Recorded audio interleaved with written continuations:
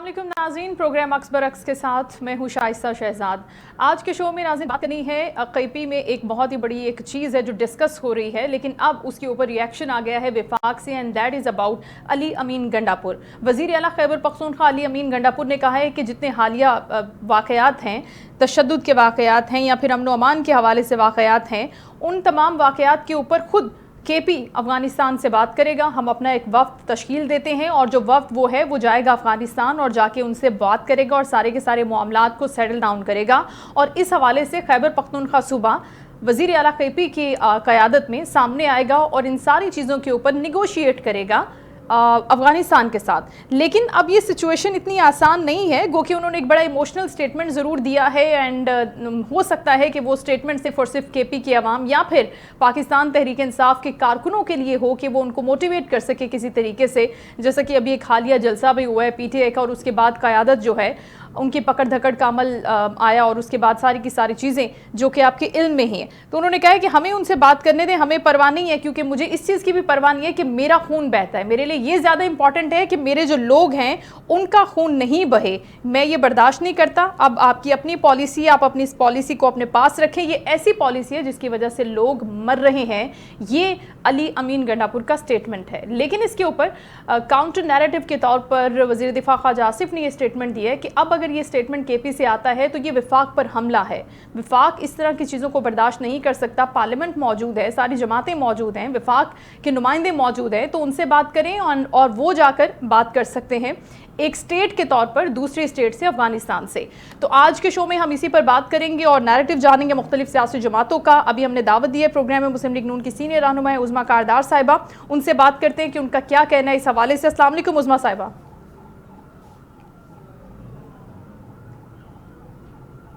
Ma'am आपको आवाज़ आ रही है? जी बिल्कुल आ रही है। अच्छा, ये स्टेटमेंट जो मैंने अभी आपके सामने पढ़ के भी सुनाया है, जिसमें वो ये कहते हैं कि मुझे ज़्यादा परवाह है अपने लोगों के खून की, कि उनका खून बह रहा है, मुझे परवाह नहीं है कि लोग क्या कहते हैं, विफाक क्या कहता है, लेकिन हम एक वफ्द भेजते हैं अफगानिस्तान जो जाके उनसे बात करेगा। आप इस स्टेटमेंट के हवाले से सबसे पहले बताएं कि खुद क्या राय रखती हैं, पार्टी इसके ऊपर किस तरह का स्टैंड ले सकती है। गो के ख्वाजा आसिफ का बयान तो आ गया है। बिस्मिल्लाहिर्रहमानिर्रहीम। मेरे ख्याल में गंडापुर साहब जो है ना, वो थोड़ा सा उनको इलाज मुआलजे की जरूरत है। वो शायद भूल गए हैं कि पाकिस्तान जो है वो एक सॉवरेन मुल्क है और पाकिस्तान का एक आईन है, एक कानून है जिसके मुताबिक जो है मुल्क वो चलता है। यहाँ पे उनकी गीदड़ भपकियाँ और ये जो इनकी जो गुल्लू बट टाइप के जो इनके मुकालमे हैं ना, ये नहीं चलेंगे। अपनी औकात में रहें। जो भी एक फॉरेन पॉलिसी है या किसी और मुल्क से अगर बातचीत करनी होती है तो हमारा एक पूरा फॉरेन ऑफिस है, हमारे फॉरेन मिनिस्टर हैं, फॉरेन सेक्रेटरी है, पूरी वफाक का एक पूरा निज़ाम है जिसके थ्रू आप एक दूसरे मुल्क के साथ बातचीत करते हैं, चाहे वो ट्रेड के मुतालिक हो, चाहे वो दहशतगर्दी के या किसी और मसले पे हो। ये जो गंडापुर साहब फरमा रहे हैं ना, ये इनको मेरे ख्याल में कुछ गलत फहमियाँ बहुत ज़्यादा हो गई हैं इनकी। या तो इनको जो बनी गाला से कोई इस तरह की, जो आपको पता है, इंस्ट्रक्शंस मिलती हैं जिनका कोई सर पैर नहीं होता, जो सिर्फ लोगों को इश्तियाल दिलाने के लिए होती हैं, जो सिर्फ पॉलिटिकल पॉइंट स्कोरिंग के लिए होती हैं और एक पॉपुलिज्म जो है उसको प्रमोट करने के लिए इस तरह की ये बातें करते हैं। इनको थोड़ा खुदा खौफी करनी चाहिए। ये एक state with in a state बनाने की कोशिश ना करें। एक सूबा है केपी और वो एक वफाक का हिस्सा है। अगर आपको कोई इश्यूज हैं या आपके पास कोई सॉल्यूशंस हैं, कोई आप चाहते हैं कम्युनिकेट करना अफगानिस्तान की हुकूमत से, तो आप आए, इस्लामाबाद में बैठें, फॉरेन ऑफिस जाएं, उनसे गोश गुजार करें, उनको अपना सारी जो सजेशंस हैं वो दें, प्रपोजल्स दें, और वफाक जो है फिर वो आगे डिसाइड करेगा कि उन्होंने अफगानिस्तान की हुकूमत से किस तरह से आगे इसको बढ़ाना है इस मामले को। तो ये मेहरबानी करके ना थोड़ा मुताला दोबारा कर लें आइन का, ताकि इनको समझ आ जाए कि वो पाकिस्तान हुकूमत, ये इस्लामिक जमहूरियत पाकिस्तान में रहते हैं और उसी के कायदे कवानीन के मुताबिक ये रहने की कोशिश करें। तो उज़मा साहिबा, जिस तरह से आपसे पहले भी गुफ्तगू हो रही थी और आप फरमा रही थी कि अगर ये विफाक में आके बैठते हैं, उन मीटिंग्स में आके बैठते हैं तो और तरीके की बात करते हैं, लेकिन जब केपी में जाते हैं तो फिर और तरह के स्टेटमेंट्स जो हैं वो रिलीज़ करते हैं। तो अभी ये जो 8 घंटे वो गायब रहे हैं, तो राना सनाउल्लाह साहब फरमा रहे हैं कि हो चुका है उनका सॉफ्टवेयर अपडेट, आप फरमा रही हैं कि अभी सॉफ्टवेयर अपडेट होना बाकी है। देखिए, बात सारी ये है कि गंडापुर को पता है, वो जानता है कि उसकी बका और सर्वाइवल इसी में है कि वफाक के साथ वो मिलके चले। इसीलिए हमने देखा है पीछे कि कोई भी जो इम्पोर्टेंट मीटिंग होती है, काउंसिल ऑफ कॉमन इंटरेस्ट हो गया या कोई सिक्योरिटी की कोई मीटिंग होती है, तो जब सीएम केपी वो आता है यहाँ पे, तो बड़े तहम्मुल से अच्छे तरीके से बैठता है, बात भी करता है, सबके साथ मिलके वो आगे बढ़ता भी है। लेकिन जैसे ही वो यहाँ से जाता है तो फिर वो अडियाला से डंडा चलता है और वो उसको ये सरजनिश की जाती है कि तुम क्यों उनकी बात मान के आए हो, तुम अब अलम बगावत बुलंद करो। साथ ही वो फिर जो है इस तरह की वो स्टेटमेंट्स देना शुरू कर देता है। मैं आप ये फरमा रही हैं कि बानी पीटीआई के कहने पर वो ऐसा करते हैं। ख्वाजा साहब फरमा रहे हैं, ख्वाजा आसिफ साहब फरमा रहे हैं कि वो खुद बानी पीटीआई बनने की कोशिश कर रहे हैं, उनकी जगह लेने की कोशिश कर रहे हैं। नहीं, ख्वाजा आसिफ अगर ये कह रहे हैं ना, असल बात ये है कि जो बानी साहब हैं उनको पसंद ही ऐसे लोग हैं जो इस तरह की बदमाशी करें, जो इस तरह की दादागिरी करें, जो इस तरह के फोहिश और गिरे हुए और घटिया अल्फाज इस्तेमाल करें। ये जो पीछे जलसे में उन्होंने घटियापन दिखाया था और ऐसी फजूल गुफ्तगू की थी, मैं आपको 100% कहती हूँ कि उनको थपकी मिली होगी बानी साहब से। बानी साहब खुश होते हैं, ये उनकी ट्रेनिंग है। उनको मुराद सईद टाइप के लोग पसंद हैं, गंडापुर टाइप के लोग पसंद हैं, उनको शरीफ बैरिस्टर गोहर टाइप के लोग पसंद नहीं है। वो ऐसे लोग साइडलाइन इवेंचुअली हो जाते हैं पीटीआई में, जो सेनर एलिमेंट है। तो ये सारा तमाशा जो इन्होंने आपने देखे ना, वो हर यहाँ से जाएंगे, पहले अज़्म इस्तेहकाम के जो ऑपरेशन था उसके साथ उन्होंने बिल्कुल कहा कि हाँ जी बिल्कुल मैं कोऑपरेट करूंगा सब कुछ, और जैसे ही केपी पहुंचे हैं वहां पे जनाब उन्होंने सवाल उठाने शुरू कर दिए। वहां पे उन्होंने कहा कि मैं इस्लामाबाद पे चढ़ाई कर दूंगा। अब कह रहे हैं कि मैं अडियाल 20 दिन के अंदर अंदर अडियाला को अटैक करूंगा। अच्छा, मकसद है कि ये गीदड़ भभकियां हैं, ये सब गीदड़ भभकियां हैं, और पाकिस्तान के अवाम समझ गए हैं इस बात को। उनको पता लग गया है कि ये इन्होंने सवाए इंतशार फैलाने के, सवाए मुल्क को गैर मुस्तहकम करने के और कोई एजेंडा नहीं इनका। पावर पॉलिटिक्स है। रातों को नींद नहीं आती कि प्राइम मिनिस्टर की कुर्सी क्यों छिन गई है। अब वो प्राइम मिनिस्टर की कुर्सी सारा दिन ख्वाब में आती है। लेकिन ये कैसे पॉसिबल है? अगर हम बात करते हैं कि उनका ठीक है ये एक पॉलिटिकल नैरेटिव है, पॉलिटिकल स्टेटमेंट है, वो सिर्फ और सिर्फ पॉइंट स्कोरिंग कर रहे हैं, लेकिन अपार्ट फ्रॉम दैट अगर हम मैम प्रैक्टिकली थोड़ा सा सोचें तो इज़ दैट पॉसिबल कि एक सूबा खुद से उठकर या उनका वजीर आला सीएम उठकर खुद से एक सूबे के साथ जाकर वन ऑन वन मुज़ाकरात करना शुरू कर दे किसी भी एक इशू के ऊपर? Is that possible? नहीं, आप सूबे की नहीं, आप एक मुल्क की बात कर रही हैं। वो कह रहे हैं जी मैं अफगानिस्तान में वफद भेज रहा हूं, मैं अफगानिस्तान से हम खुद बातचीत करेंगे।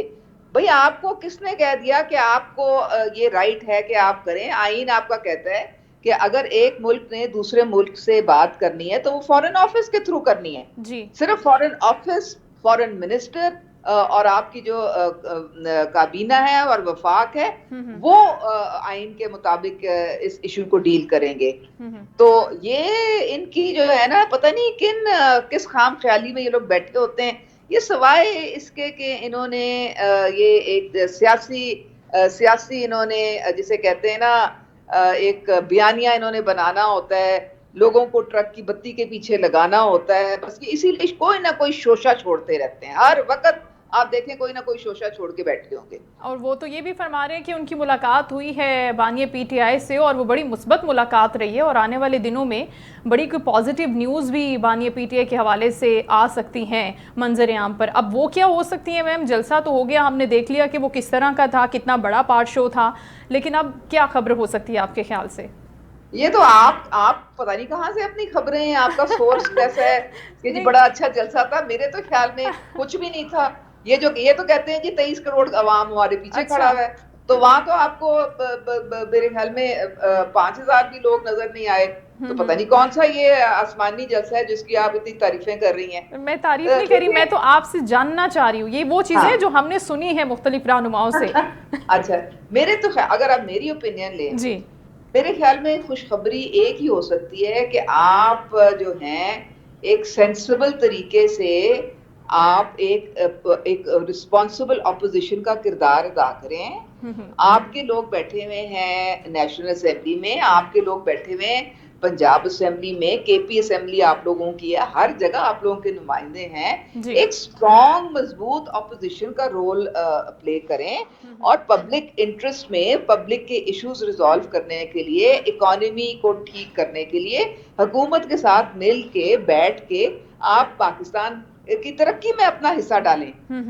अब इनको सिर्फ एक यही मुस्बित कदम है जो कि अगर ये लेंगे तो फिर ये कोई अच्छी खबर आएगी, वरना अगर इन्होंने यही गीदड़ भभकियां और इस तरह की गैर जरूरी गैर लेकिन जिम्मेदाराना ऑनेस्टली उज़मा साहिबा ऑनेस्टली बताएगा कि आपको इतने पिछले पूरे एक टाइम में जब से अडयाला जेल में मेहमान ठहरे हैं बानी पीटीआई और नून लीग जो है वो बरसर इक़्तिदार है with the help of Pakistan Peoples Party, आपको लगता है कि पीटीआई का कोई कंट्रीब्यूशन है अवामी मसाइल के अंदर कि वो उठकर बात करे, इकॉनमी की, महंगाई की बात कर ले या उसके हवाले से कोई आपको सजेशंस दे दे?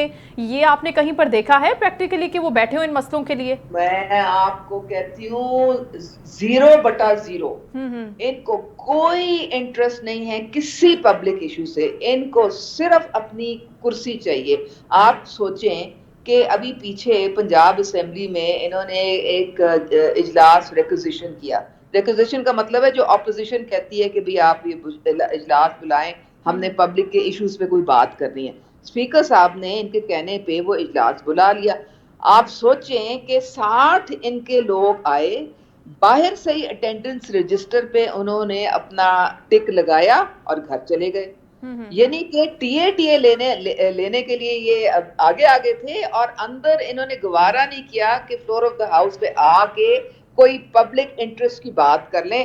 3.5 करोड़ रुपया जाया किया टैक्स पेयर का उन्होंने उस इजलास पे। अच्छा। और 0 मल्टीप्लाइड बाय 0, इनका कोई इंटरेस्ट नहीं है, ये सिर्फ पावर पॉलिटिक्स है, ये सिर्फ अपना एजेंडा है। और वो भी बानी साहब जो हैं वो इस वक्त तो उनको ख्वाब में भी सिर्फ पीएम की कुर्सी दिखाई देती है और उसके लिए वो किसी हद तक जाने को तैयार हैं। उन्होंने पूरी अपनी पार्टी का बेड़ा गर्क कर दिया। पूरी पार्टी जो है उसको ये नारा किसने दिया है?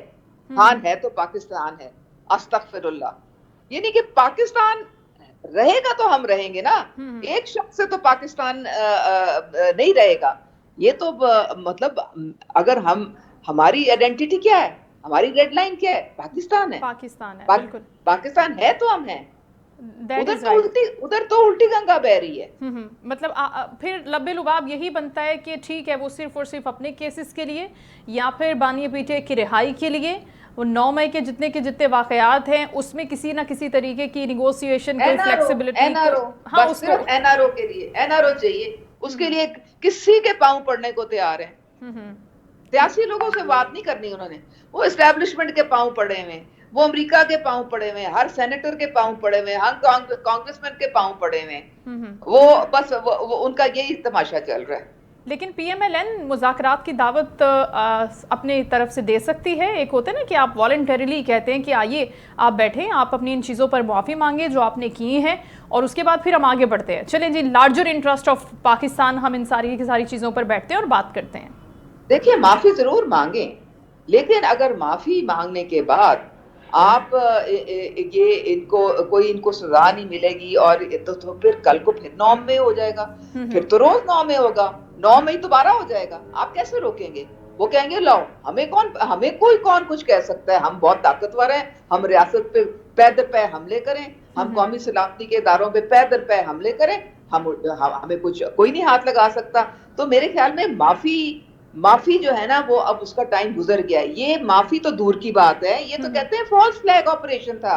ये तो अच्छा। कहते हैं फौज ने खुद हमला करवाया था। मतलब ठीक है, उसको एक्सेप्ट ही नहीं करना सिरे से। उज़मा साहब ये तो आपका करते ही मुख्तसर नहीं, सबक हमने देखिए जी जी। हमने क्या नहीं एक्सेप्ट करना। नहीं नहीं, जो अच्छे मैं बात कर रही हूँ कि पीटीआई उस चीज को एक्सेप्ट ही नहीं करना चाहती। वो कहते हैं जी फॉल्स फ्लैग ऑपरेशन है, क्या वो माफी यही तलाफी कहते करनी। हैं, आपके सामने है, आपके सामने है वो जो कहते हैं। वो कहते बिल्कुल हैं कि सही। तो हुआ ही नहीं कभी, ये तो हमारे ऊपर प्लांटेड चीज है, ये तो अच्छा फौज ने खुद की है अच्छा। हुकूमत के साथ मिलके। और देखें उसमें मेरे ख्याल में जो रीजनेबल लोग भी हैं पीटीआई में, कुछ बहुत अच्छे लोग भी हैं, उनको मेरे ख्याल में अब आगे बढ़ने की जरूरत है। वो आगे बढ़ें, पाकिस्तान के लिए काम करें।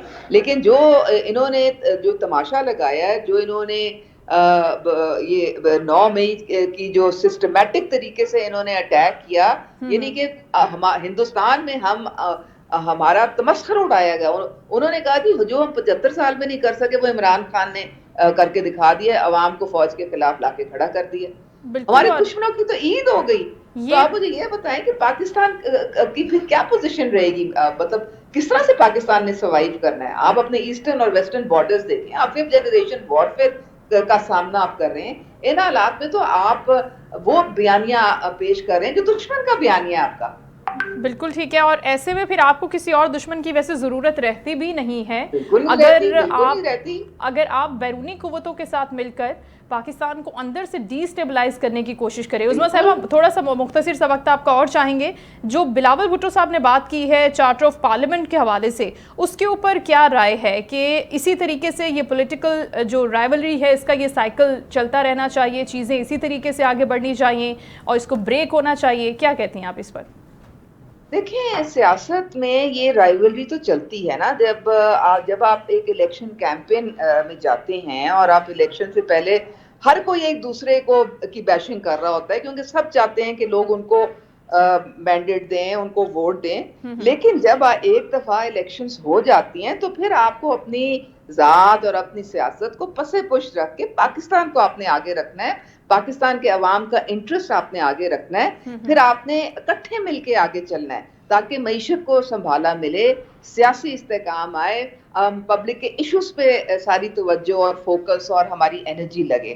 तो ये समझने वाली बातें हैं। फिर नेक्स्ट 5 साल के बाद फिर इलेक्शन आएगी, फिर आप जोर आजमाई कर लें, फिर लोग अगर आपको लाते हैं तो आप आ जाएं।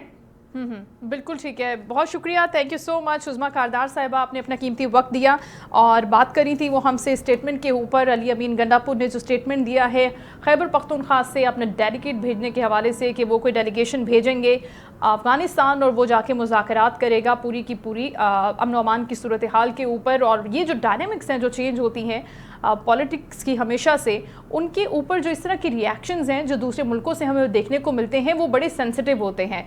लेकिन इसके साथ साथ हम आगे भी बढ़ेंगे और मज़ीद भी बात करेंगे अपने शो में इन इश्यूज़ के ऊपर। लेकिन यहाँ वक्त ब्रेक का, हमारे साथ रहिए।